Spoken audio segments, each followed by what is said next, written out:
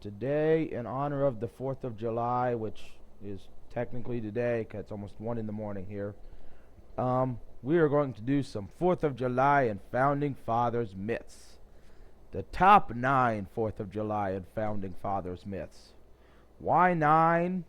Because I'm lazy. Now, let's get moving. You just gotta do this thing a little bit and hit play. And it still doesn't work. Number one. The Founding Fathers were religious people. This is not true, because Benjamin Franklin was a well-known atheist. That is true. And he also slept with everything that moved. So you can say sleeping with just about anything that moves is American, if you consider Ben Franklin as the ultimate American.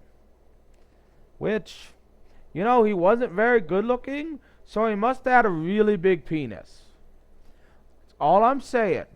He was not a good looking guy, so he must have had a really big penis, because he slept with everyone. He even slept with some of the Founding Fathers. Now, Thomas Jefferson was also an atheist who did everything in his power during his presidency to cut ties between church and state. And so was James Madison, which is how we got religious freedom, because those two people didn't want to celebrate religion, so they gave each other religious freedom. Washington wasn't that religious either. Samuel Adams was also an outspoken atheist. There were a lot of atheists back then, and a lot of them founded our country. Let's move on to number 2. Sorry, this thing's a little slow. Because, I don't have a webcam, so I'm kind of making this up as I go along, people. Give me a break. The Liberty Bell was cracked at a big 4th of July party. Well, the Liberty Bell, as we know, is cracked. And none of those people in this picture were alive when it happened, because I could not find a picture of someone using the Liberty Bell as a beer bong. I'm sorry, I looked, I couldn't find it. And once again, it's 1 in the morning here, people. I want to go to bed at some point. So no, in fact, the Liberty Bell has been cracked numerous times by numerous methods, including a guy with a jackhammer, which is not true at all. Not at all, people. A guy with a jackhammer never cracked the Liberty Bell.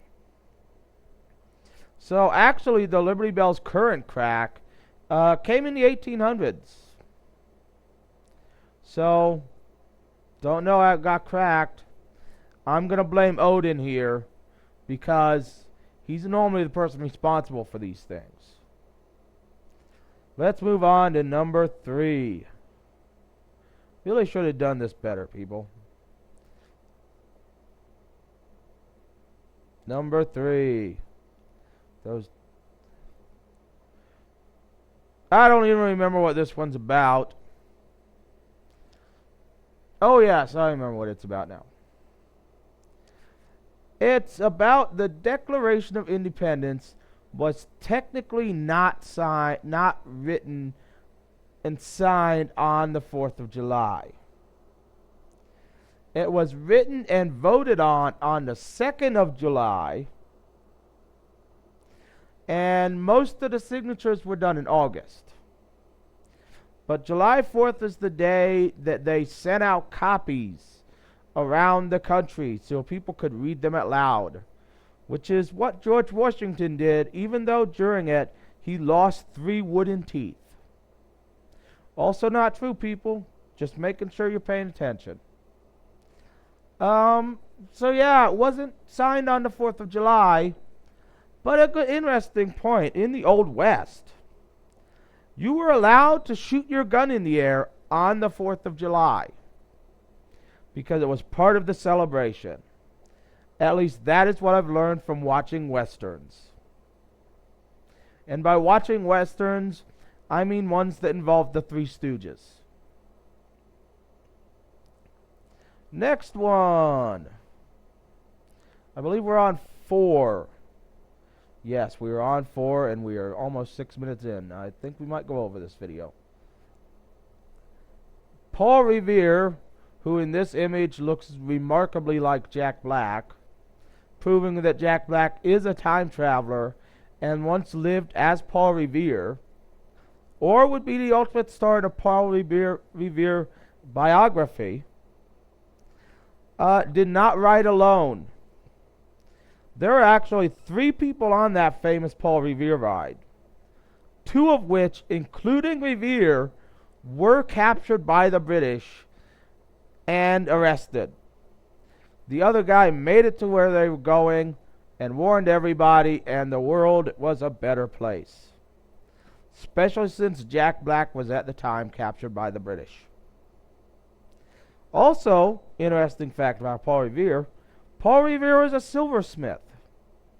Has nothing to do with anything else except Paul Revere, but he was a silversmith. Moving on. Number 5. We're almost done here, people. My rant is almost over. There were quite a few signers of the Declaration of Independence, and at that meeting, who were foreign. Because they're foreign people, they moved over here, they drank some beer. You know, they're like, hey, this place is cool, we can go shoot Indians. So they lived here and became our leaders. Which is actually the path to leadership Andrew Jackson took. And so they signed, but were not actually born in America. And one of the more famous founding fathers, Alexander Hamilton, was not born in America. He was actually the son of the devil and was born in hell, but refused to beat a saint. So his father banished him to 17th century North America. These are the facts, people. Look them up. Moving on to number 6.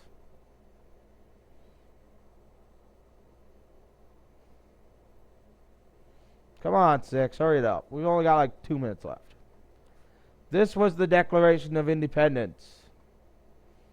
I have no idea why this is in here.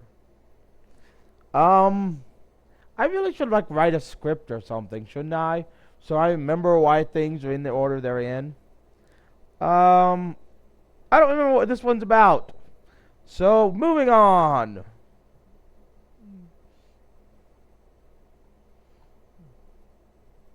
Number 7.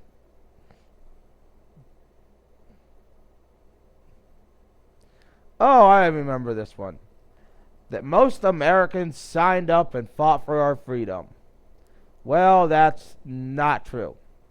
Actually, half Americans signed up for our freedom. Some of them sided with the British, including slaves on both sides of the debate. And even those fighting really weren't sure what we were fighting for. They're just like, hey, I get to eat my boots for winter. Let's sign up and do this thing. And that was the true incentive. And actually, after a couple of years, they started bribing people to go into the army. And eventually, the first draft was started. But you see, the army wasn't a national army at the time. It was made up of states' armies. So the various states did various things to get people to join the army. Just some fun facts here, people. Pay attention. Fun facts. Number 8. And I'm going to have to stop the video and split it in 2. But number 8. We will restart it. Okay, this is number 8. John Adams and Thomas Jefferson did both die on the 4th of July, on the same 4th of July as each other. So, some people say that John Adams' final words were at least Jefferson still lives, when Jefferson had in fact died earlier that day. Well, there's no proof that those were his final words.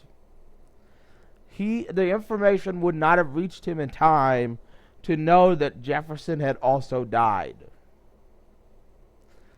And these two actually, while hated each other in their youths, well, they're friends, and then they both ran for president, and they hated each other, and then they became friends again in old age.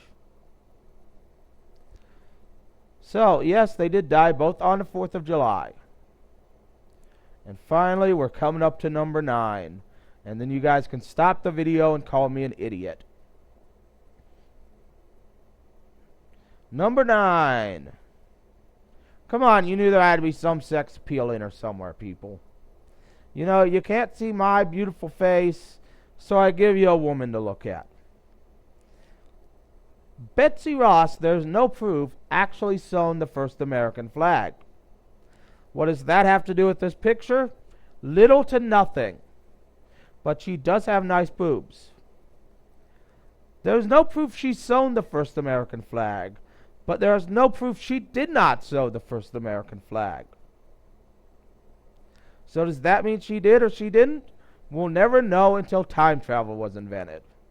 And if I invented it tomorrow, I'd go back to see this girl's boobs. So that is my top 9 4th of July and Founding Fathers myths. I hope you enjoyed it and had as much fun as I did making it. Now, since my webcam is non-functional at the moment, I have ordered a new one. Be patient with me. This time I made sure not to order it from China. So it should not take 2 to 3 weeks for delivery. Once again, look at the good picture. I'm signing off.